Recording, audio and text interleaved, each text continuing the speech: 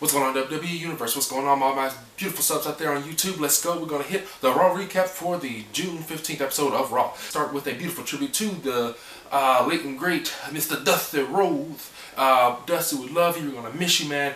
Thank you for all the years of entertainment and working with development and everything. Thank you for your two wonderful sons. They are a great attribute to the WWE roster.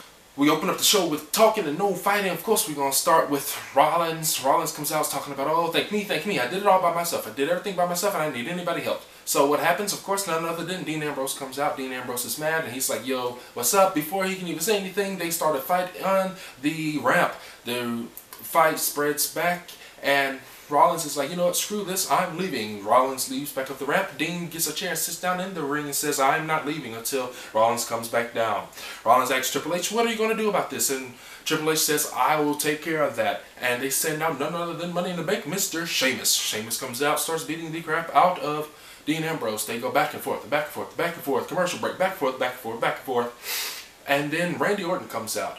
And that distracts Sheamus enough for Dean Ambrose to win.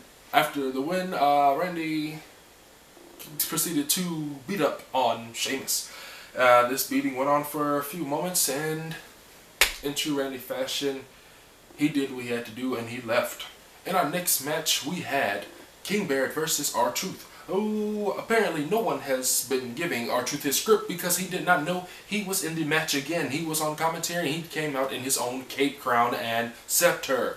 JBL told him, hey, you are in the match tonight, and he said, I am. Oh wow, how about that? He gets in the ring, and while he's in the ring, after JBL tells him he is in the match, he proceeds to the ring. He starts getting beat up and he avoids a bullhammer and he manages to roll up Wade Barrett for a pin in less than a minute, which is a feat that has not been done in quite some time, seeing someone in the match in a few seconds. Kevin Owens comes out, Owens fight. This guy is great. He's one of my favorites right now. He comes out and says, oh, well, Cena won't be here tonight apparently because he's got contusion and all the things like that I did. He said, but you know what? Since he's not going to be here to run down and say, open challenge, who wants some, come get some, I will do it. He opens up, and of course, who comes running down? None other than the show-off, Mr. Dolph Ziggler. Dolph Ziggler runs down, and he's like, hey, you know, I want the title, let's do it. And Kevin Owens said, well, I never said it was for the title. I said that it was a match. If you wanted some, come get some. So they get into a fight regardless, and Kevin Owens comes in for the win. We cut to backstage. We have the Divas back there with Paige commending a meeting about what are we going to do about the Bella Twins. The Bella Twins enter and they're like, well, whose side are you all going to be on? Is anybody actually going to stand up with Paige against us? And everybody walks off because no one trusts Paige and no one is keen on Paige telling them what to do. We have a match between Randy Orton and Kane. Kane comes out in true Kane fashion of whatever they have him doing now, and Randy comes out ready to go.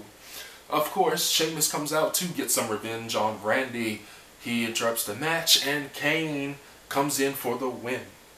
Next we have The Big Show versus The Miz with Ryback on commentary. While this was a pretty good match, The Miz spent most of the time at the beginning trying to run away from The Big Show. It was kind of like the Mayweather-Pacquiao fight. That's another story for another day. But as they proceeded, Big Show seemed to be injured and they were checking on him, and he faked the injury so he could finally get his hands around the neck of The Miz. The Miz, with nowhere else to go, was the victim of a rather savage beating, and he was launched by the Big Show into Ryback. Ryback got mad at Big Show and started a verbal confrontation, while The Miz creeped back into the ring and won by countout. Machine Gun Kelly came out and performed his new single for us, and it is a beautiful song. I like it, but the WWE needs to understand their audience. Yes, he's from there, but the people in the audience may not be rep people. Maybe if you got Luke Bryan up there, they may be cheering more. You have to think about where you are.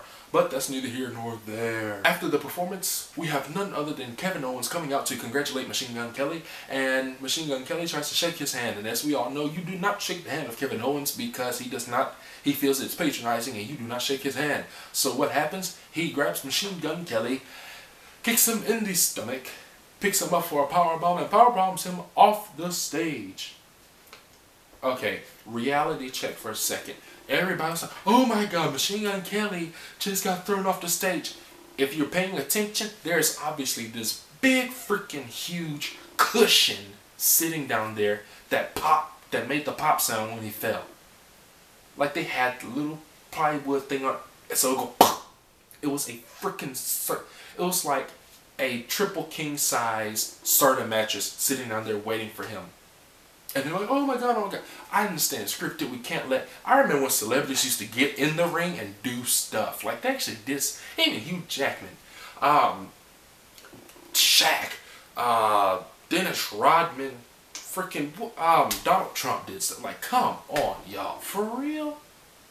But I understand, we gotta protect their interest or whatever. Next, we have Neville and the Primetime Players versus The New Day. New Day takes a loss to Neville and the Primetime Players, which was a beautiful match. It was good to see that. You know, with Kofi and Neville, we could bring back the Cruiserweight Championship. Throughout the entire show, everybody's concerned. Who is going to fight Seth Rollins for the title? Who is next? Will it be Dean Ambrose? Will it be Kane? Will it be J&J Security? Who will it be? So... fast forward, and I knew this was coming. We fast forward to there was no main event. The announcement was the main event. And Triple H told Seth Rollins, if you have Cole, you're going to put it under pressure, and it's going to do one of two things. It's either going to crumble under the pressure, or it's going to become a diamond, and you're going to see what that diamond can be. So the pressure is on. And what happens? We hear none other than the music of the wonderful Brock Lesnar. Yo, I'm so happy that Brock Lesnar is back.